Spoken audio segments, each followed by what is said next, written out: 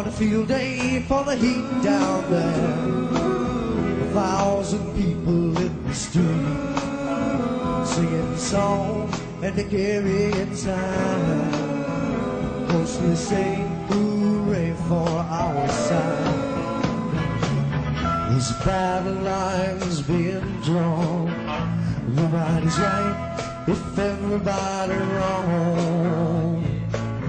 When people speak in their mind, getting so much resistance from behind. We got to stop the children. What's that sound? Everybody look, it's going down.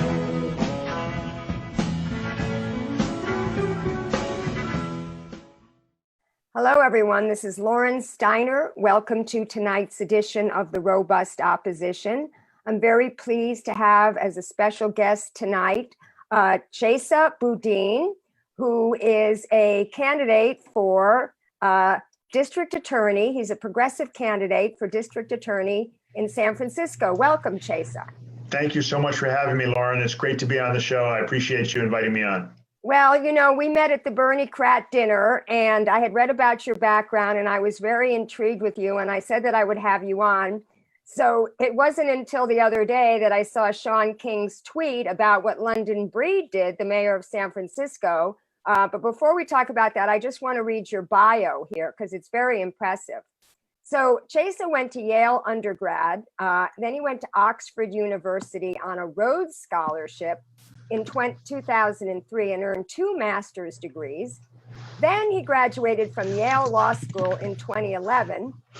In 2012, he worked in the San Francisco Public Defender's Office as a postdoctoral fellow.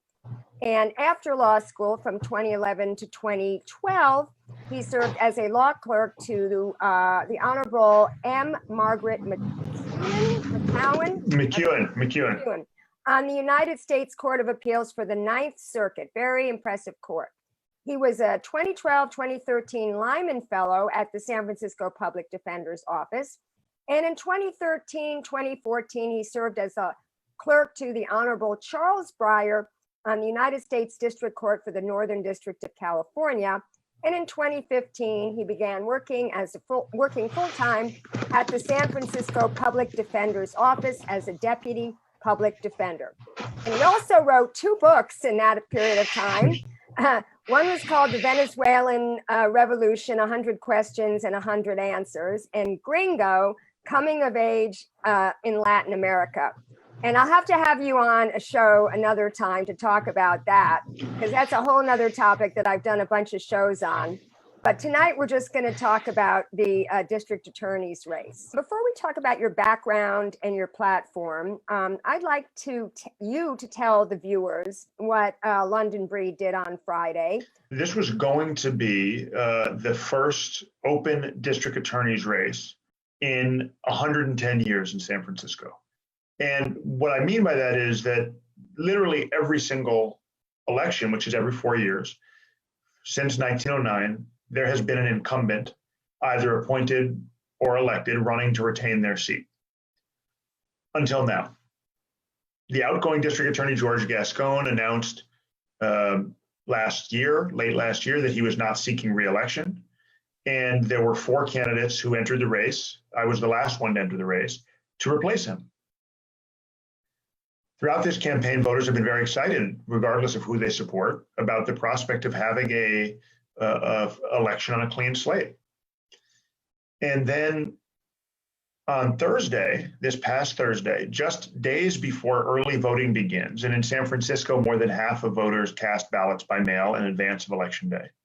Just days before that early voting period began, and while the initial ballots were actually in the mail to voters, George Gascon announced that he was stepping down early, effective October 18th. But he chose to make the announcement last Thursday. And the very next day, this past Friday, the mayor announced at a press conference that she was going to be appointing one of my competitors in the race, Suzy Loftus.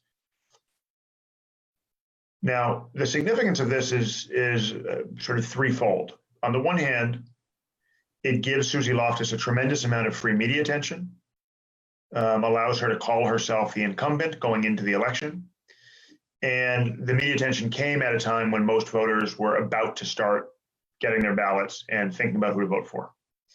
The other significance of this is that we know it's not a move designed to ensure leadership or continuity in the district attorney's office. In his letter of resignation, George Gascon indicated that his chief of staff, who'd been in the office for many, many years, was prepared to run the office until the election or until the end of the term. The mayor chose not to do that. And we know that Suzy Loftus will not be in a position to meaningfully run the office in any way because she'll take office, be sworn in on October 18th, just 2.5 weeks before Election Day, the most intense, busy period of any election, of course. And so she'll have to be focusing on the campaign, not on running the office. And then the third thing that's significant about it is what it says about our democratic process. You know, we had a free and open district attorney's race, and the mayor chose to throw her weight, not only in terms of endorsement and fundraising, but in terms of actually creating a perception of incumbency with just weeks to go prior to the election in a way that has led to the ACLU and many other prominent leaders. ACLU is nonpartisan, hasn't endorsed anybody in the race, to condemn this action as undemocratic, as Trumpian, in the words of some, and as intentionally designed to subvert the free will of the voters. Now, let me ask you a question. I mean, this guy is resigning, presumably because he wants to move to Los Angeles and run for district attorney in Los Angeles. Is there some sort of deadline by which he had to be a Los Angeles resident? I mean, it's looking to me, and I don't know anything about San Francisco politics, that maybe he worked this out with London Breed so that she could make this move. Well, here's what I'll say. There is a deadline, but the deadline is after the election. So he certainly doesn't need to leave San Francisco prior to the election on November 5th. My guess is that whatever benefits he may have had from leaving in this way on this timeline come not from London Breed, but from some of Suzy Loftus's other more powerful opponents, supporters, such as Gavin Newsom, the governor, Kamala Harris, the senator and presidential candidate, both of whom are part of the establishment status quo political machine that is supporting Suzy Loftus in her campaign for district attorney. They wanted to see her win. And frankly, our campaign was winning. We were winning in terms of fundraising, in terms of ground game. We were winning in terms of the battle of ideas and putting out better, more specific, more detailed, more popular policy proposals. And we were winning in terms of endorsements and press coverage. But they had the machine. Yeah. And the machine, as we know, does not like to give up power without a fight. It does not like to cede power. And the mayor said something very telling during the press conference. And mind you, the press conference where they announced this was interrupted by protesters, not once, not twice. It was interrupted 4 times. And they kept moving locations, and the protesters followed them. Eventually, they held it in a private restaurant with a wall of San Francisco police officers preventing anybody who wasn't a supporter of the mayor or of Suzy Loftus from entering. And a few protesters managed to sneak in and actually interrupted the event anyway. That's how upset people from all different walks of life were with this move. But the mayor said something very telling. She said, "I need a district attorney who I can trust." The people of San Francisco do not want a mayor to have a district attorney in their pocket. The people of San Francisco do not want a mayor to control the district attorney's office. That's why it's an elected position. But the mayor said, "I want a district attorney I can trust." We want and we deserve a district attorney the people can trust. And that's exactly what they're going to get from me on November 5th. Okay, well, we're going to talk about your opponent and who the endorsements are. It's very clear she's got all the establishment figures and organizations endorsing her. You've got the progressive ones. But let's start at the beginning. You had a very interesting childhood. You grew up without your parents. Your parents were incarcerated. They were part of the Weather Underground. And your experience was very much shaped by visiting them in jail as a child. That's right. For my viewers who were not around during the 60s or who have not studied this period of history, Can you please describe who the Weather Underground were, what your parents' role was, why they were jailed, and how visiting them informed your view of the prison system? Absolutely. Well, to be clear, I was not around and did not live through the Weather Underground period either. But what I understand from my parents and from studying history is that the Weather Underground was a radical militant group that grew out of the Students for a Democratic Society organization that was part of the civil rights movement in opposition to the war in Vietnam. My parents were leaders in Students for Democratic Society and left that to form a more militant group called the Weather Underground, which used armed actions as a way to protest what they described as U.S. imperialism and U.S. intervention abroad, as well as oppression of the Black Panther Party and the American Indian movement and the Chicano movement here at home. That was a group that was active from late 1960s into the late 1970s. But by the time I was born in 1980, my parents had really stopped participating in the Weather Underground. The organization had ceased to exist. I was born in 1980, and a year later, my biological parents, who were still living under assumed identities, they were still on the run. It was called the Weather Underground because they were underground in the sense of having assumed identities to avoid detection by law enforcement. My biological parents dropped me at the babysitter one day. I was 14 months old, and they went off to participate in an armed robbery of a Brinks truck. The robbery was organized by and in support of a Black nationalist group called the Black Liberation Army. And my parents' role in that robbery was to drive not a getaway car, but a switch car, a U-Haul truck that was waiting approximately a mile away from the scene of the actual robbery itself. And the people who did the robbery ended up killing one of the security guards at the Brinks truck. They then made off with about 1.6 million in cash, drove away to where my parents were waiting in the U-Haul. They switched the money and the guns and several of the people into the back of the U-Haul. My parents then drove away. My mother was the passenger, my father was the driver. And their car was pulled over shortly thereafter by the police. My parents were unarmed. They surrendered to the police.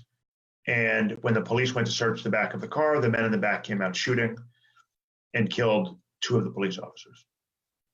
My parents were charged under a legal doctrine known as felony murder, which allows anyone who participated in a felony to be prosecuted for murder, even if they played no role in or were not even present for the actual killing. And that's exactly the situation in my parents' case. They were not present for the murder of the security guard. They weren't armed. They didn't intend for anyone to get hurt, but of course they did participate in this tragic and violent crime. And as a result, my mother ended up serving 22 years in prison. She was released right after I graduated from college. And my father is still incarcerated today. He has served 38 years in prison, and he'll probably never be released. The other part of your question was about how this experience affected me growing up. And so I don't remember their arrest. I wasn't alive during the Weather Underground days, but their arrest, of course, had a very significant and immediate impact on my life. It wasn't as severe as that impact felt by the families of the three men who were killed, but it was a traumatic and swift disruption of everything that I, as a 14-month-old baby, knew and trusted. My parents simply never came to get me from the babysitter. They were in jail. My father's never gotten out of jail since. And what that meant for me as a child was trauma. It meant anxiety, fear. It meant temper tantrums. It meant instability, things that so many children with incarcerated parents experience. I was luckier than most. I was adopted into a family that already had two sons, that took me in as one of their three sons. That was a white middle-class family. And I benefited from the privilege that comes with being white and being raised in a middle-class home and having the supports and opportunities that I needed to overcome the difficulties of my parents' incarceration. It meant having an academic tutor and having a therapist to help me process the trauma. It meant being able to visit my parents in their prison as often as I wanted to travel and have people who would drive me up to see them. And over the course of years and now decades visiting prisons, going through steel gates every time I wanted to see my parents, I learned some really hard lessons about how broken our criminal justice system is. It's broken for victims of crime who have basically nothing to show for the billions of dollars we invest in punishment. It's broken for the people who commit crimes, who go to prison and have no chance at meaningful rehabilitation. And it's broken for the communities and the families that are torn apart by crime and by punishment. We have an approach to public safety which is simply not working. It's a system appropriately called mass incarceration, and it's one that's absolutely full of racial disparities that are destroying our communities, particularly our Black and brown communities. And I saw that day in, day out. I saw that in the lines to go through the metal detector at the prison visiting rooms, mostly Black and brown women and children. I saw that in the people who would get released without skills or opportunities or supports to avoid getting arrested again. And I saw that in the way that people within the prison were treated. I saw that in the way that victims were ignored or used as pieces of evidence to secure convictions in order to send more people to prison for longer, rather than to actually heal the harm that the crimes had caused for them. And it set me on a path where I began advocating for criminal justice reform when I was in grade school. I continued fighting for change through my time at Yale, at Oxford on a Rhodes Scholarship, after clerking for 2 federal judges here in California.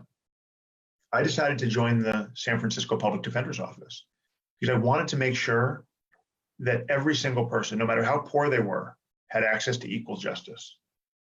Now, as a candidate for district attorney, I want to make sure that everybody in San Francisco has access to equal justice, not just the wealthy and well-connected, which is the way the status quo works.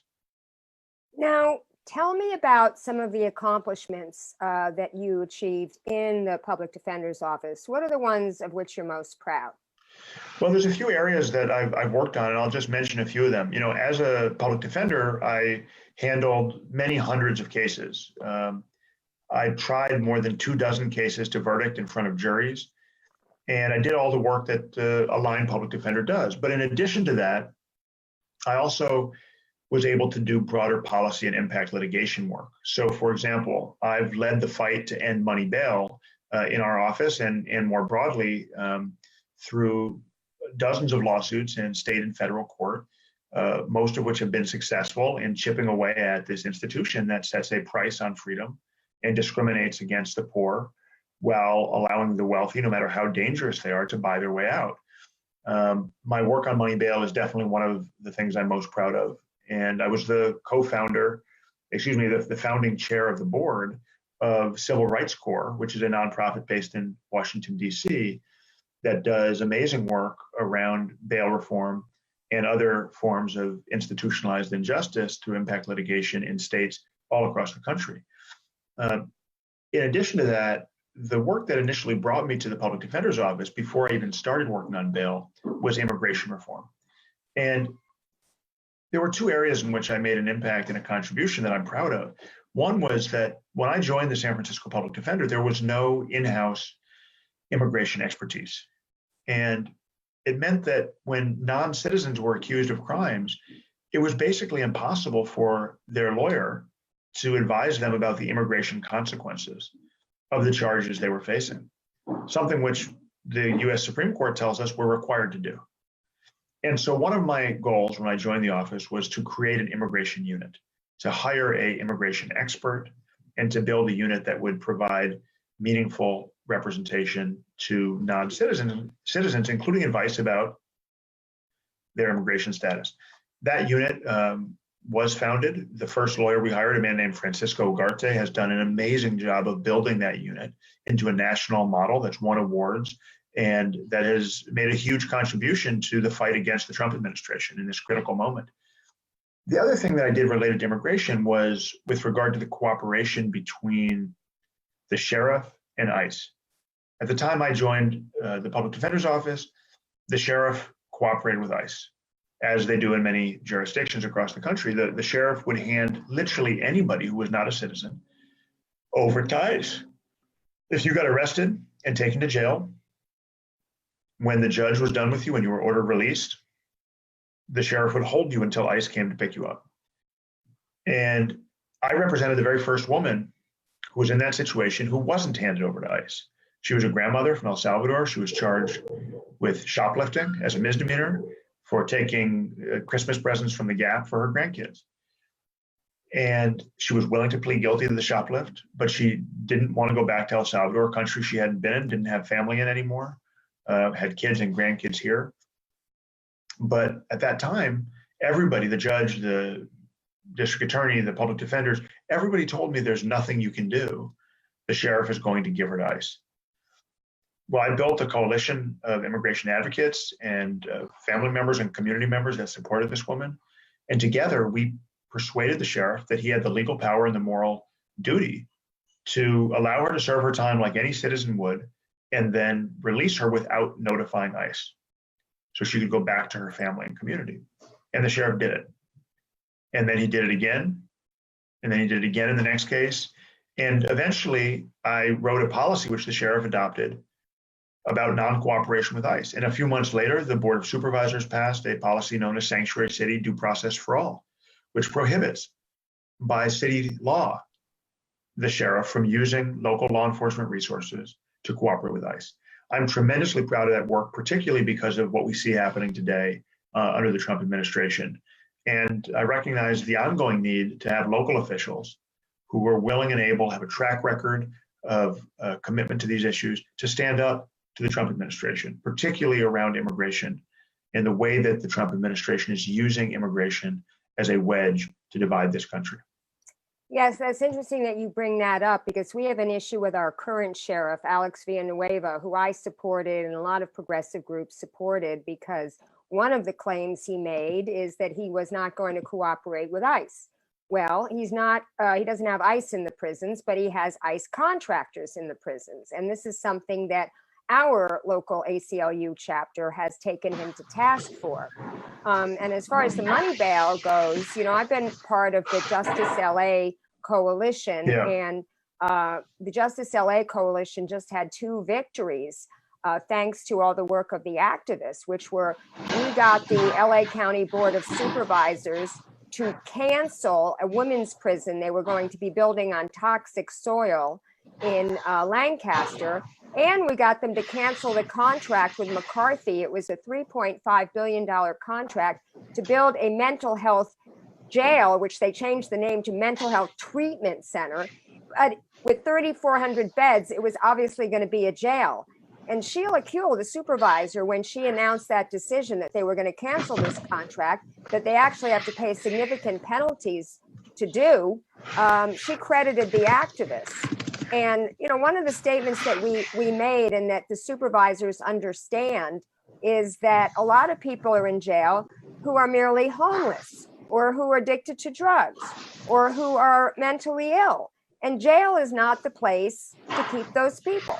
So I'm wondering what your percentages are up in San Francisco, and if you've been doing similar work, because it sounds like you're not only a public defender, you're also an activist. Absolutely. And let me just say, I was tremendously impressed with the movement in Los Angeles and with the success that it had in preventing the county from investing in yet more incarceration. Look, in my campaign in San Francisco, I've been endorsed by the Public School Teachers Union, United Educators of San Francisco, as well as the City College Teachers Union, AFT 2121, people who know, as I think all of us do, that we are safer when we invest in education rather than incarceration. And that's what you all were able to accomplish in Los Angeles. And mental health care is the same thing. We need to treat mental illness before crimes are committed, not wait for people to commit a crime and only then treat them into jail. So let me give you some statistics. In San Francisco, the #1 provider of mental health care services is the county jail. We use it as a default de facto treatment center for the mentally ill. And we're waiting for them to commit crimes that are serious enough to hold them in jail long enough to give them treatment, rather than providing mental health care for all, treatment on demand, upfront, before crimes are committed. Obviously, it would be cheaper, more humane, and would save us from having people that are victims of crimes if we were able to provide that treatment up front. It's one of the things I'm committed to doing in my campaign as district attorney. In San Francisco, as in much of the country, 75% of the people who are booked into county jail are drug addicted, mentally ill, or both. We know that the root cause of crime in San Francisco, in so many cases, is addiction or lack of access to mental health care. But instead of building mental health treatment, instead of providing people with on-demand drug treatment, we wait for them to commit a crime. Then we invest billions of dollars in punishing them.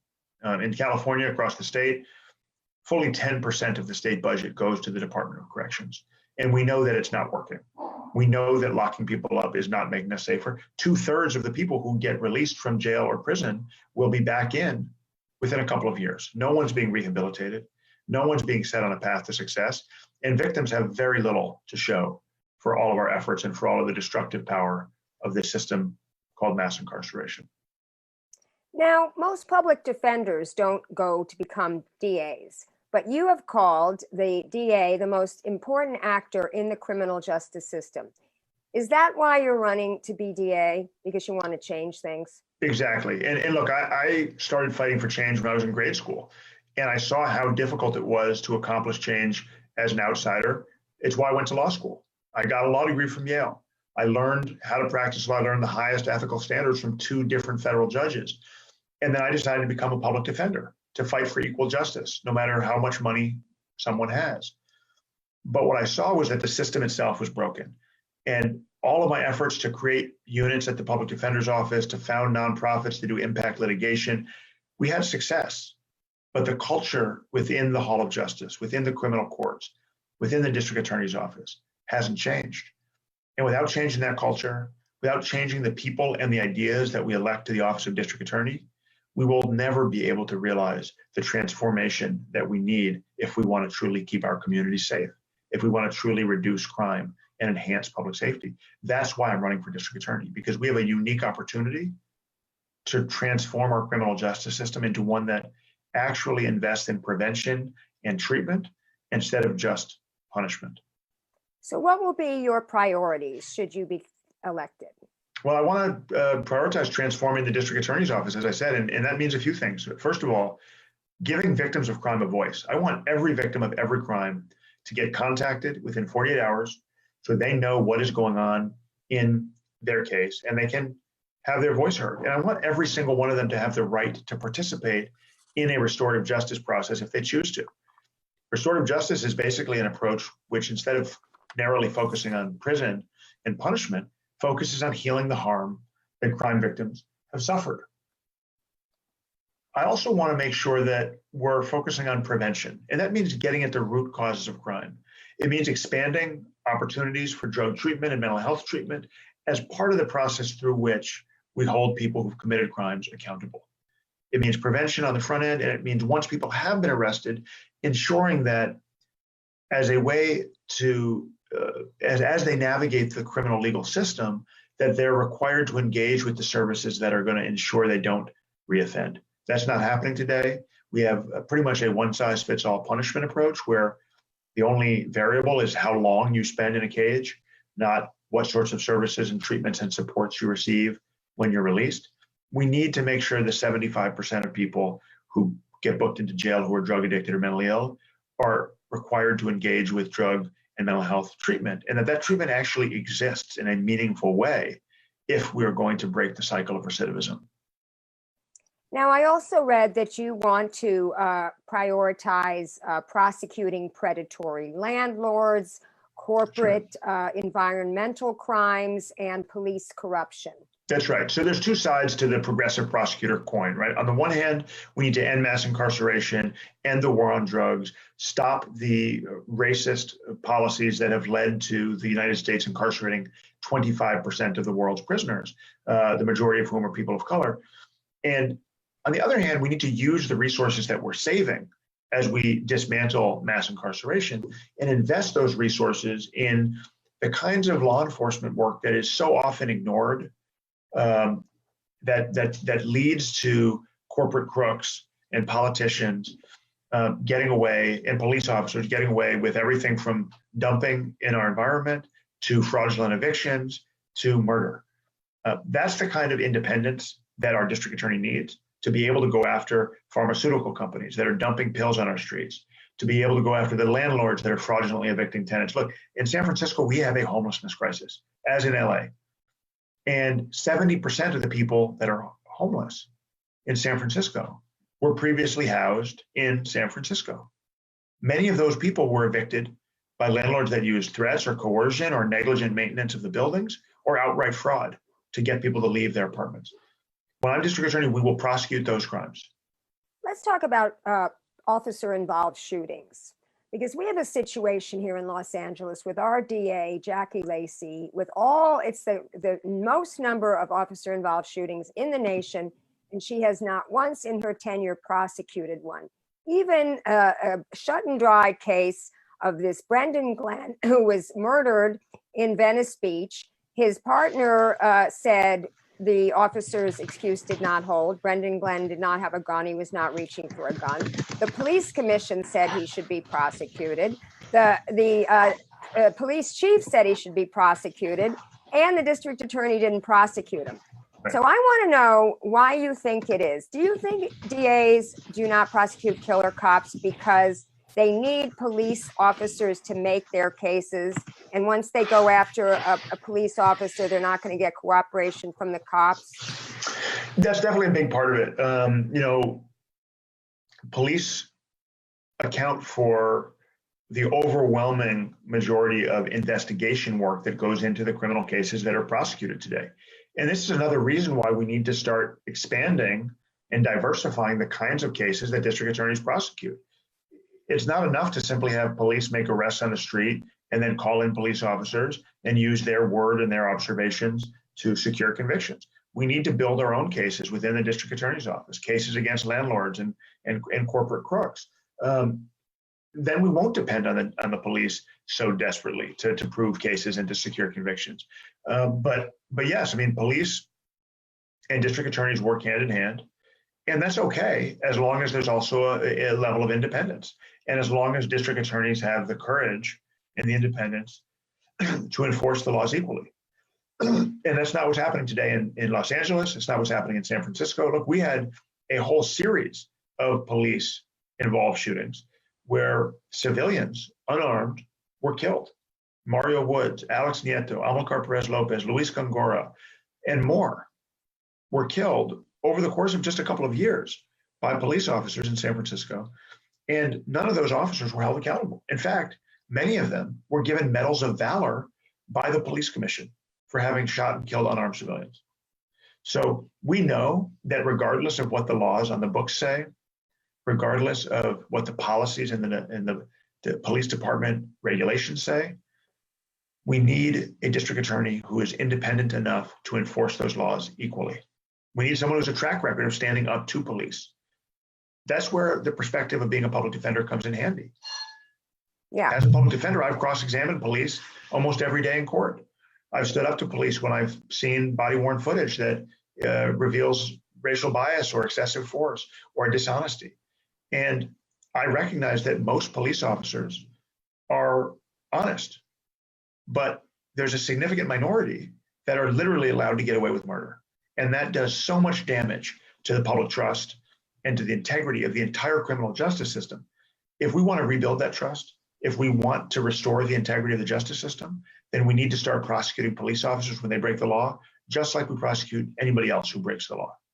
What do you think of the suggestion that Kamala Harris opposed when she was Attorney General, that these officer-involved shootings be referred to the state Attorney General and taken away from the local DA's office? Well, I think it's a good idea in theory, but in practice, I have some concerns about it. And the reason is that the local DA is elected at the local level and is accountable at the local level. And what we've seen in practice is when these cases do get referred to an outside agency, to the FBI or to the Attorney General, that there's virtually never any follow through, that they sit on the case, they wait for months or for years, and then they do nothing. If that's the situation, if that's what's going to happen, then all we're really doing is giving local elected district attorneys an excuse, an easy way out of doing the difficult thing that justice requires. We need district attorneys who are willing to make the decision themselves, to be the first on the scene when there's an officer involved, to send their investigators to do an independent investigation that doesn't rely on the police to investigate themselves, and that can make a swift decision about whether a crime was committed, and then prosecute that crime the way they would any other crime committed in their jurisdiction. The independence is important, but we can't expect the Attorney General to do the political dirty work that local officials are elected to do. That's why I'm committed as district attorney to make those decisions myself, to make them transparently and publicly, and to make them within 6 months of any officer involved shooting. It's the only way that voters who are demanding police accountability will ever be able to get it. Now, do you think that maybe another reason has to do with the campaign contributions from the police union and the prison guards union? And can I assume that someone as progressive as you has forsworn contributions from those two entities? Absolutely, you can assume that. And I'll go further. I've forsworn contributions from the bail bond industry as well, because I'm determined to end money bail, and the bail industry, of course, is going to get put out of business when I have my way. I wouldn't take their money anyway, but certainly not from the police unions, the Deputy Sheriff's Association, or from the corrections officers unions.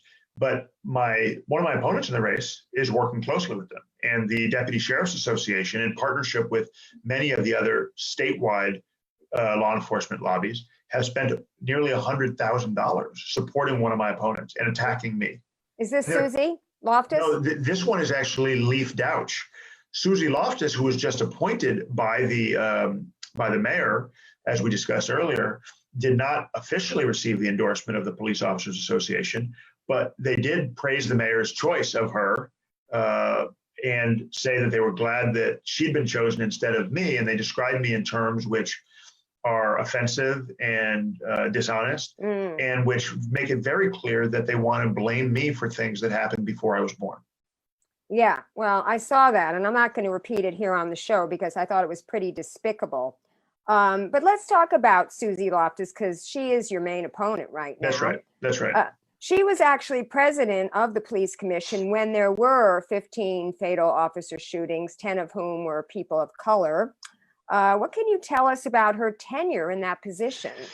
Well, it's pretty remarkable tenure for someone who calls himself a reformer, I have to say. You know, there were all the shootings you mentioned. Not a single officer was held accountable or disciplined for those shootings. Many of them were given medals of valor before the DA's investigation was even concluded.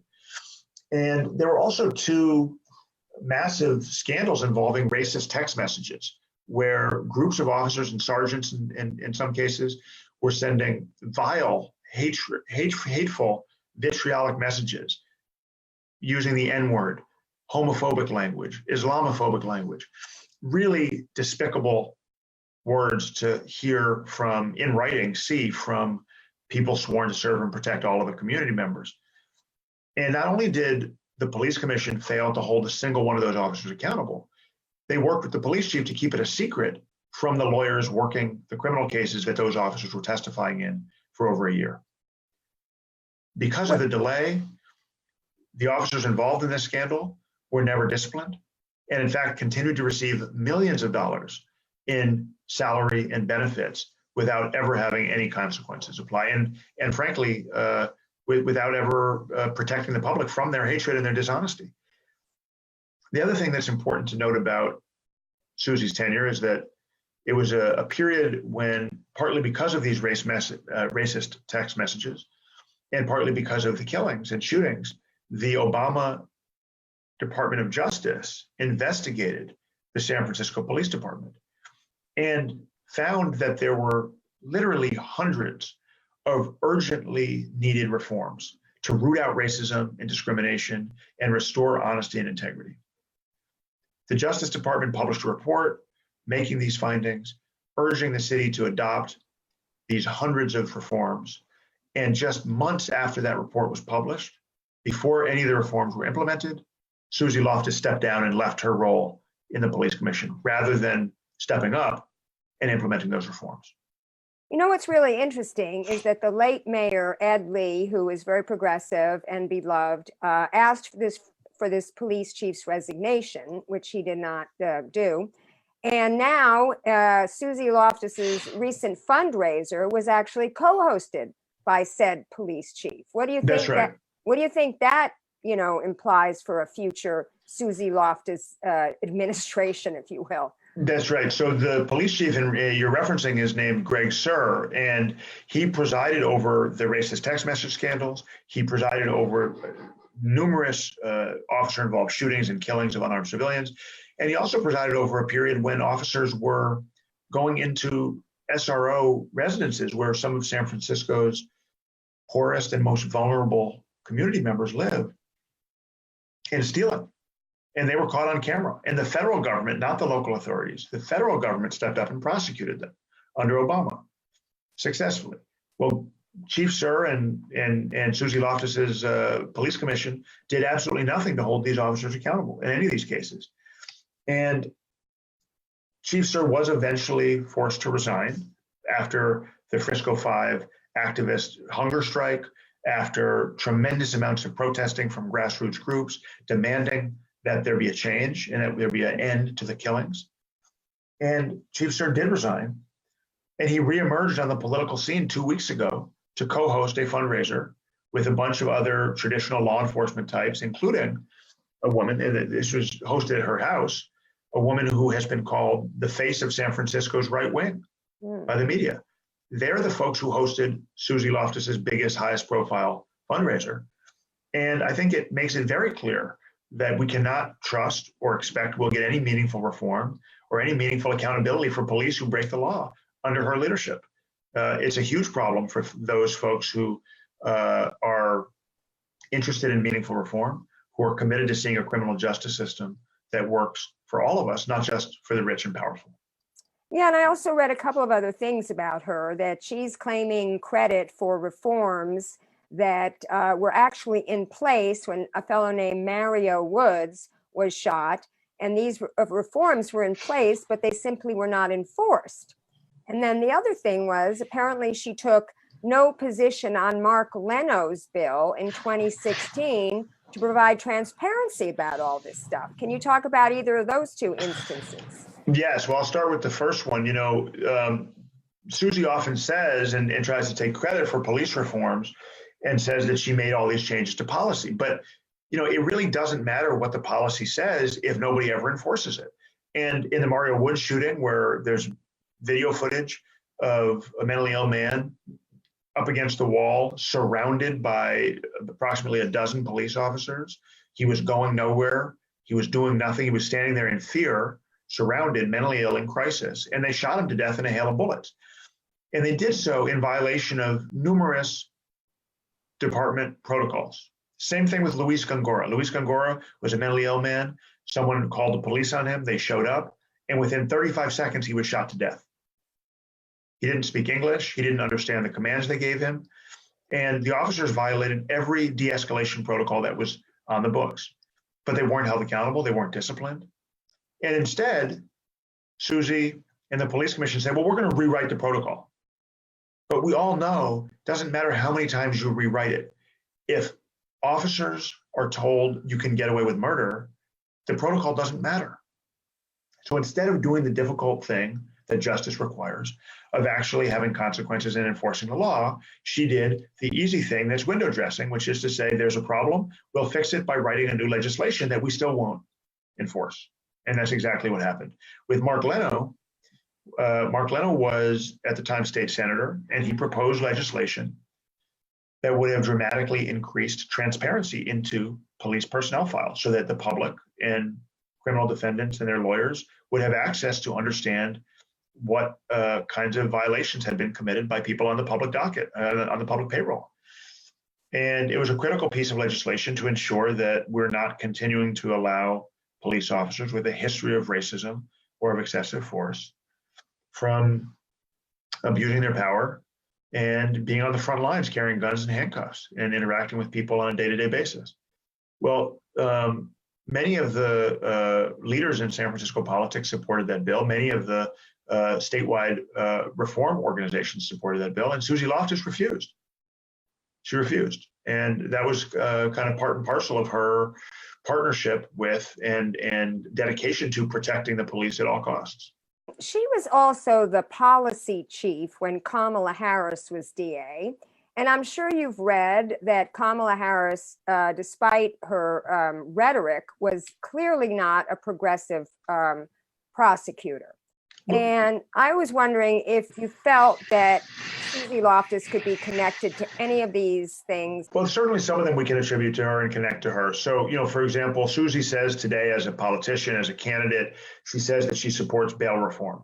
But her boss and mentor, Kamala Harris, push aggressively for increasing the dollar amounts in the bail schedule in San Francisco successfully. Suzy was a policy advisor to her at the time as the bail schedule was going up, and Suzy never once spoke out against the use of money bail until she was a politician.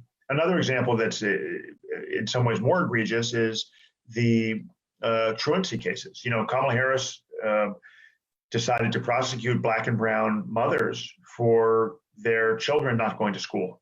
She decided to make them face jail time because their kids played hooky. And Suzy Loftus actually on her LinkedIn page lists her role as being in charge of the truancy courts, the courts where they prosecuted people for doing exactly that kind of thing. Instead of finding ways to invest in our community, instead of finding ways to make sure that parents, single mothers, had the support they needed to get their kids to school, they decided to prosecute them criminally and give them a criminal record and make them face jail time. Suzy Loftus proudly lists that on her LinkedIn profile.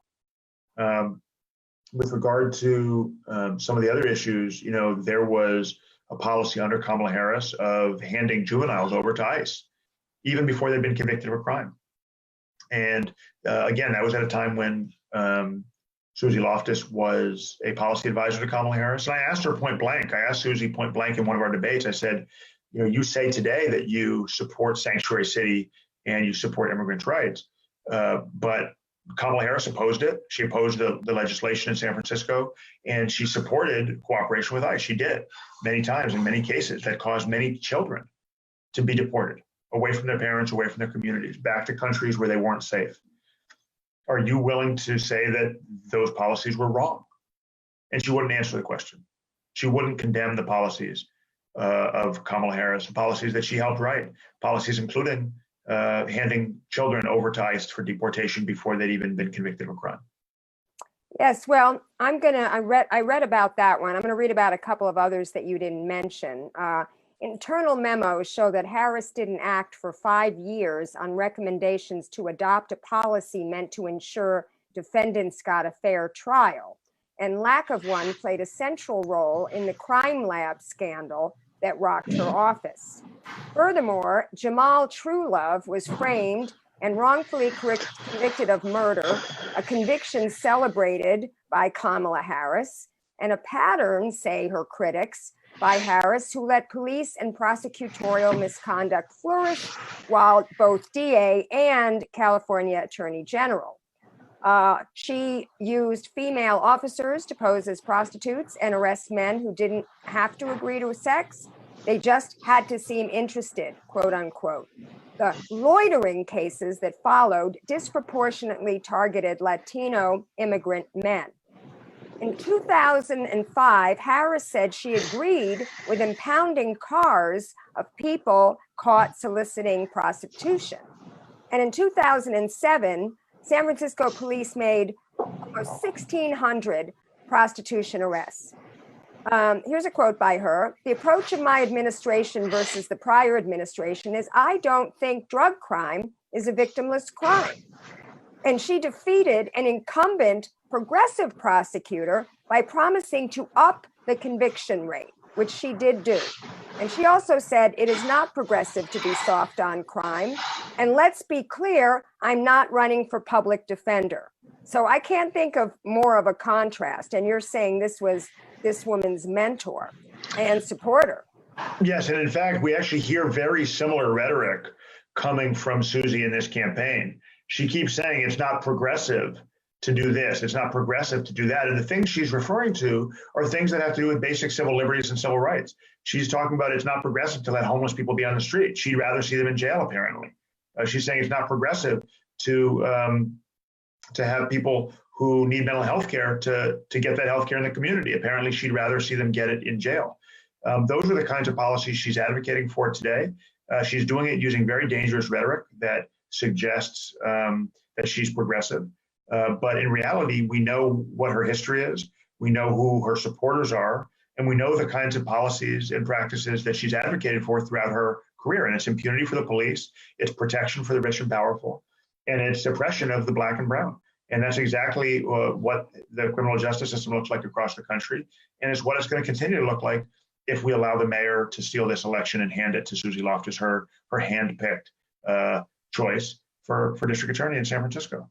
And let me mention one other thing that she did to see if you agree with this. I read that the San Francisco Police Department and her district attorney's office protected high-ranking gang members turned informants from repercussion from criminal activity, including drug trafficking, fraud, extortion, and weapons possession to assault and even murder. That's correct. And I can tell you it still happens today. But you mentioned the Jamal Trulove case. Jamal Trulove is a case where there was a young man who lived in a poor neighborhood in the Bayview section of San Francisco called Sunnydale. And a friend of his was shot and killed. And the police had been targeting this young man for years, since he was a child, targeting him, harassing him. Now, he didn't have any kind of serious criminal record, but they decided that they wanted to pin this murder on him. And there's a lot of speculation that the reason they wanted him to be the fall guy is because the person that actually did it was working with the police. Now, I don't know that to be a fact. I don't know for sure, because of course they cover these things up. But what I do know is Jamal Trulove was prosecuted. He was convicted in a case where tremendous amounts of exculpatory evidence, Brady material, was withheld from the defense. He was sentenced to life in prison. And approximately 5 years later, that conviction was reversed based on prosecutor misconduct. And he was given a new trial. In preparation for the new trial, there was evidence handed over to the defense that had not been handed over previously, evidence that allowed the defense to win a not guilty verdict on all charges. Jamal was released after having spent nearly 7 years behind bars, being stabbed while he was in prison, missing the childhood of his twin children. And then a federal jury found that he had been framed, that the police had knowingly and intentionally withheld evidence. And they awarded him a $10 million jury verdict. Now, I'm proud to say Jamal Trulove is one of the people who's endorsed me in this race. And he did it in part because of my commitment to both hold police accountable, to have a zero tolerance policy for intentional prosecutor misconduct, and because of my commitment to create a wrongful conviction unit that will make sure other people like him who are in state prison, who didn't get the benefit of a court of appeals reversal of their trial conviction, can get a fresh look at their case, and that we can ensure we do not have innocent people languishing behind bars because one wrongful conviction is too many. Now, the amazing thing is that Kamala Harris allowed that to happen on her watch. And when the reversal of Jamal's conviction came down, George Gascon, the current district attorney that just stepped aside and allowed the mayor to hand the position to Suzy Loftus, George Gascon allowed the same prosecutor to retry the case against Jamal Trulove, the one that had been reversed for prosecutor misconduct. So we see this pattern of police misconduct, cooperation or at least complicity from the district attorney, and an unwillingness to take a deep look at the kinds of culture and institutions that perpetuate these travesties of justice. And it's interesting because Jamal's mother, Cheryl Trulove, just tweeted, "Jamal is my son. Just so you know, her office paid out money, That's right. $75,000, $65,000 to the witness, and $10,000 to the witness's sister. Why? Why did she?" So I actually watched part of Jamal's second trial. And I, of course, didn't know everything we know today. I just knew that his case had been reversed and he was getting a second, fairer trial. And I watched part of it. And one of the things I saw was that the key eyewitness against Jamal, someone who actually didn't see him do anything wrong, because it turned out it was proven through forensic evidence and other witness testimony that Jamal didn't do anything that day other than run away from the scene of a shooting, which anybody would for safety. But that witness was paid, as Jamal's mother mentioned, tens of thousands of dollars, about $65,000 for her testimony. So that testimony, which it came out in the civil trial, had basically been planted by the police officers. They showed her photos. They said, "Are you sure it wasn't Jamal? Wasn't it Jamal? Isn't this the guy? Isn't it Trulove?" Pointing at his photo. And that evidence was withheld from the defense. It was suppressed by the police and by the district attorney in order to secure a conviction against an innocent man. I don't understand how it's even legal to pay a witness for testimony. It sounds like a bribe. Well, it often is, but they justified it in that case by saying, and in fact, this was the thing that one of the things that resulted in the reversal of the conviction. They justify it by saying that the witness needs to be relocated for their own safety because they're facing threats. And of course, in some cases, that's true, and witnesses do need to be protected. But in this case, there were no threats. There was no evidence that there were ever threats against this witness. And the prosecutor, in closing argument in the first case, told the jury that the witness had been courageous in coming forward and that they had testified despite threats to their safety. And that was a lie.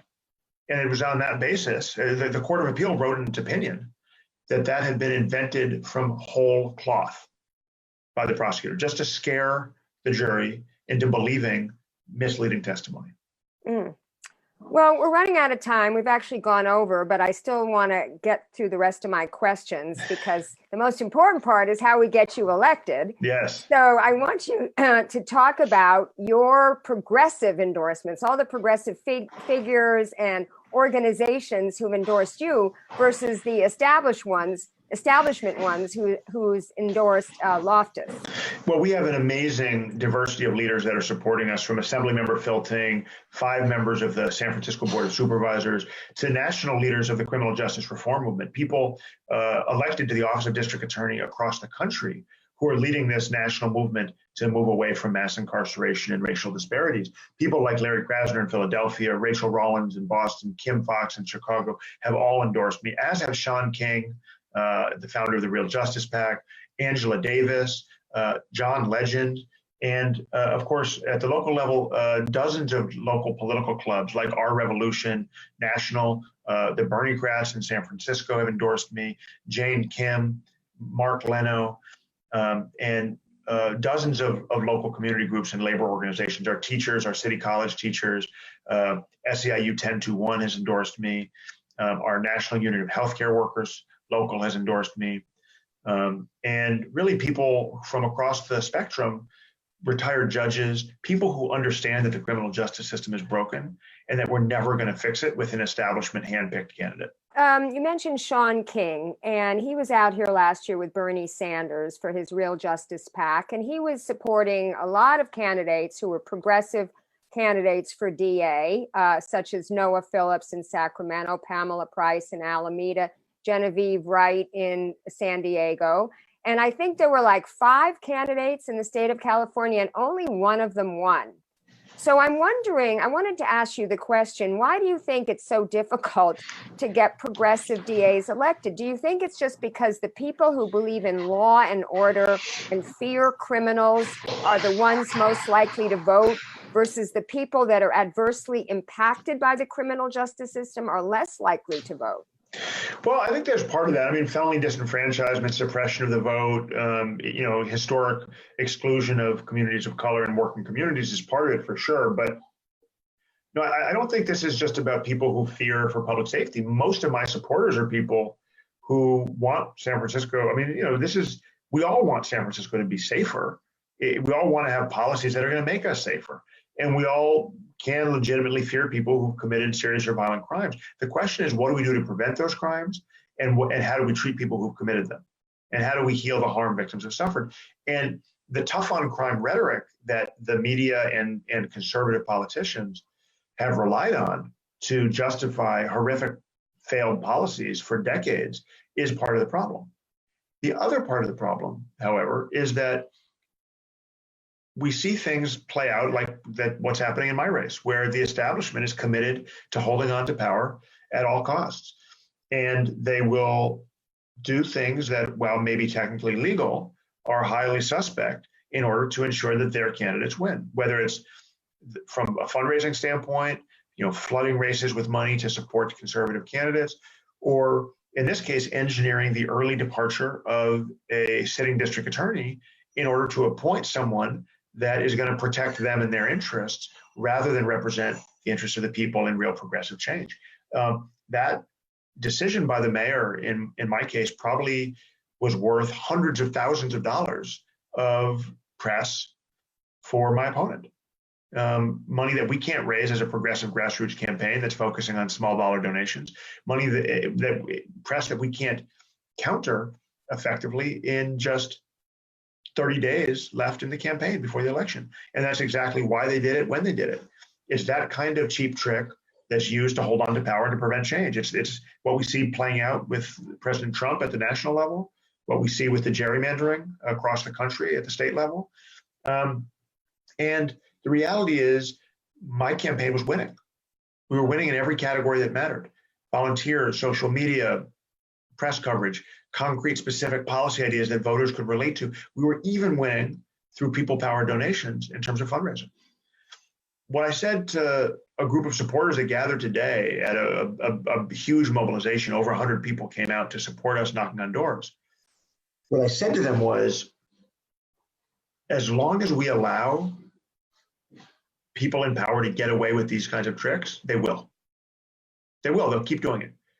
People across the country are watching this race. The New Yorker did a profile on our campaign 2 days ago. The Nation, Mother Jones has a forthcoming piece. Huffington Post, the New York Times have all covered this race. It's a high-profile race.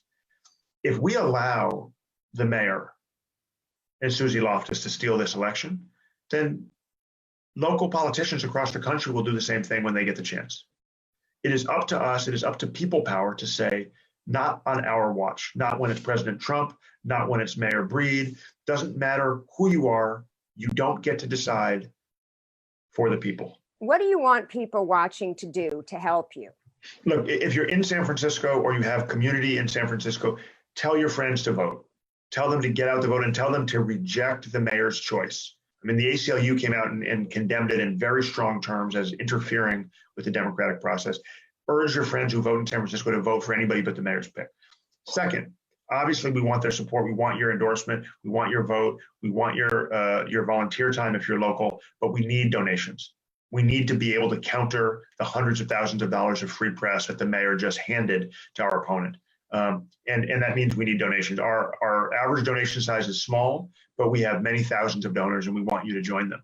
You can go to our website. It's www.chesaboudin.com and you can donate there. You can sign up to volunteer and you can send your friends there as well. Every donation helps. We're trying to get our message out there. It's a message of hope. It's a message of reform. It's a message of equal justice for all and ending racial disparities and ending mass incarceration and doing it in a way that keeps our community safe and empowers victims. And we want that message to get to voters because if it does, we will win. And you can also share this show on Facebook because I've been put in Facebook jail again and I can't share it in my usual groups, all the Bay Area groups that I'm a member of. I hope you win. I mean, you're fantastic. I just want to promote my upcoming show on Tuesday to my viewers. I'm going to be interviewing a couple of people about the Nick Melvoin, who is the school board representative from my district, who was actually put in by the California Charter School Association of California and has been shilling for them ever since he's been on the board. He was recently protested this weekend by a group who found out that he gave confidential information that only he could know from being on the board, discussions to the California Charter School Association, and they are asking for his resignation. So on Tuesday, I'm going to be doing my show about that. So if you're new to my show, you can follow me on Facebook, or you can follow me on Twitter, Lauren_Steiner, and you can also subscribe to my YouTube channel. So until I see you Tuesday, keep fighting.